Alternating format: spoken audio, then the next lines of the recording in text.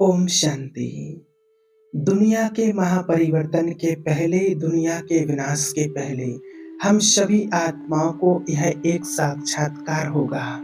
दुनिया में जो महापरिवर्तन की प्रक्रिया शुरू होगी, विनाश की बेला जब शुरू होगी, तो उसके पहले सभी आत्माओं को एक साक्षात्कार होगा। विनाश तो होना ही है, परिवर्तन की प्रक्रिया को कोई रोक नहीं सकता, क्योंकि सृष्टि का नियम है परिवर्तन। लेकिन उसके पहले हमें साक्षात्कार होगा, क्योंकि अभी हम सभी बाबा के बच्चे, ब्राह्मण आत्माएं अब संगम युग के अंतिम छोर पर पहुंच चुकी हैं। अब ऐसा समय आने वाला है कि हम सभी को भविष्य नई दुनिया में ट्रांसफर होना ही है। भविष्य नई दुनिया में हम सभी आत्माओं को यहाँ से जाना है ट्रांसफर होकर। और इससे पूर्व बाबा कहते अभी आगे चलकर हम सभी आत्माओं को साक्षात्कार होगा। क्या साक्षात्कार होगा? बाबा ने वो भी बताया है कि साक्षात्कार क्या होगा, कि अभी संगम पर हम ब्राह्मण आत्माओं ने कितनी कमाई की है और हम भविष्य में क्या बनने वाले हैं, किस कुल में आने वाले हैं, किस परिवार में जन्म लेने वाले हैं और क्या पद हमें मिलेगा। इस तरह से हमें साक्षात्कार होगा।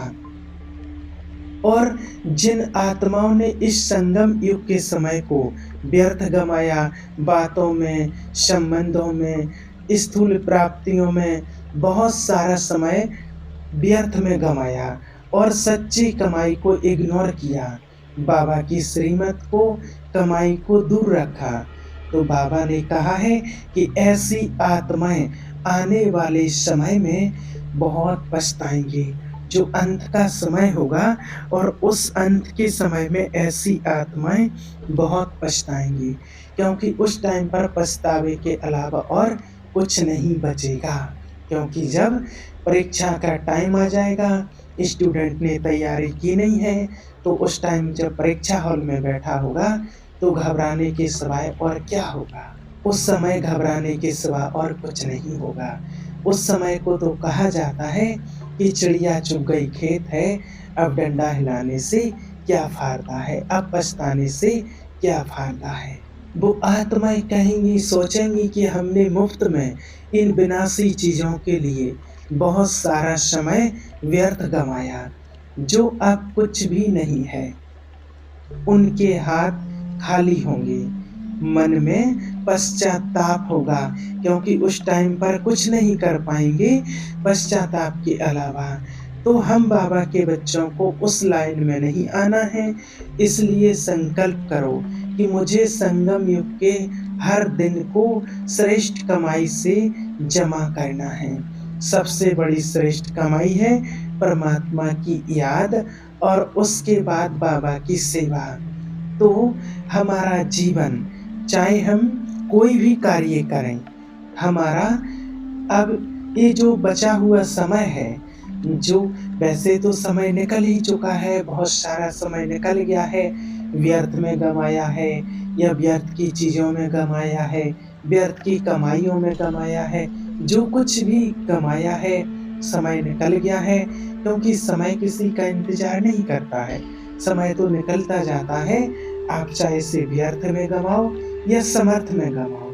इसलिए बाबा कहते कि समय तो निकल गया है, लेकिन जो भी समय बचा हुआ है, जो भी क्षण संगम के अभी बचे हुए हैं, उसमें भी सब कुछ हम बाबा को अर्पण करके, उसमें बाबा को हम अपना सर्व संबंधी बना करके, साथी बना करके उसके साथ हर पल जियो। जो भी कार्य करो, चाहे हम लौकिक कोई कार्य करते हैं, चाहे सेंटर में, बाबा के यज्ञ में, घर में, कहीं भी, उसे बाबा का समझ करके, करनहार समझ कर करते चलो कि बाबा करा रहा है, भगवान कराने वाला है और ये सब कुछ बाबा का है और मैं आत्मा बाबा की डायरेक्शन पर चलती हूँ। और बाबा के यज्ञ में तन मन धन सफल करो। परंतु अगर कोई इन तीनों में से अगर एक चीज भी सफल करते हैं, अगर कोई धनी सफल करता है, मन और तन नहीं करता है, तब भी उसे भविष्य ऊंच पद प्राप्त नहीं हो सकता है। इसलिए तीनों चीजों को हमें सफल करना है। तन बाबा की सेवा में लगाना है, मन को बाबा की याद में, उसके ज्ञान में, उसके ज्ञान के रस से भरपूर कर लेना है, और धन भी हम बाबा की भंडारी में, बाबा की सेवा में देते चलें। जितना भी हमसे हो सके उपयुक्त हो उतना सफल करते चलें। अपना तन मन धन इस संगम पर सफल जरूर करें, और विशेष याद की यात्रा को बढ़ाते चलें, क्योंकि ये याद की कमाई बहुत श्रेष्ठ कमाई है, जिसके बल से हमें भविष्य कई जन्मों की प्राप्ति प्रारब्ध होगी, और इस सेवा हमें दुआओं का पात्र बनाएगी। तो इसलिए इस संगम युग को, इस हीरे तुल्य समय की वैल्यू को समझकर आगे चलो, आगे बढ़ो, इसे व्यर्थ नहीं जाने दो, क्योंकि जो भी हम व्यर्थ में गंवा रहे हैं, और जब हमें साक्षात्कार होगा वो दिखेगा कि इसको करने से हमें क्या फल मिलता है, हमने कितना व्यर्थ गंवाया, जिससे हमारा ये पद कम हो गया है, हमारा व्यर्थ कितना गया है। तो उस टाइम पर कितना पश्चाताप होगा, लेकिन उस टाइम पर पश्चाताप के सिवा कुछ नहीं कर पाएंगे। इसलिए बाबा कहते हैं कि अंत के टाइम पर 2 लाइनें होंगी, एक जय जयकार की और एक हाहाकार की।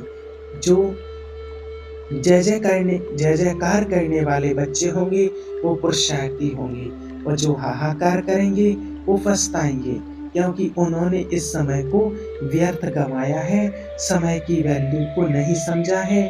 बाबा ने जो संगम का समय पुरुषार्थ करने के लिए बताया है, उसकी वैल्यू नहीं समझी और इसको व्यर्थ गंवाया है।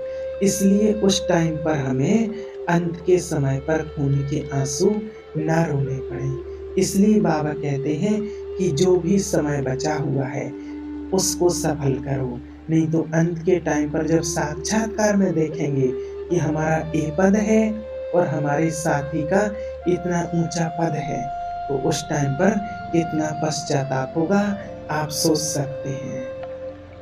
इसलिए बाबा कहते हैं अंत में हमें पश्चाताप की लाइन में ना खड़ा होना पड़े। इसलिए हमें अंत में पश्चाताप की लाइन में खड़ा ना होना पड़े। इसलिए इसका गायन शास्त्रों में भी है कि जिन्होंने भगवान की डायरेक्शन को इग्नोर किया है उन्हें बाद में बहुत पछताना पड़ा। जो बाबा के डायरेक्शन को इग्नोर करते हैं उनको बहुत पछताना पड़ेगा। इसलिए अब वो साक्षात्कार का समय नजदीक है।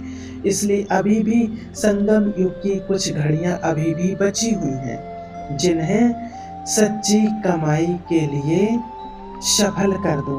आत्मा की निरंतर सच्ची अविनाशी कमाई जमा करते चलो। जब ये शरीर छूटे तो हमें अपने भाग्य पर नाज हो कि वाह मेरा भाग्य, वाह वाह बाबा वाह, आपने मुझे क्या से क्या बना दिया, पूरे विश्व का मालिक बना दिया, इतनी श्रेष्ठ आत्मा मुझे बना दिया बाबा आपने, जो विश्व का कुल दीपक बना दिया।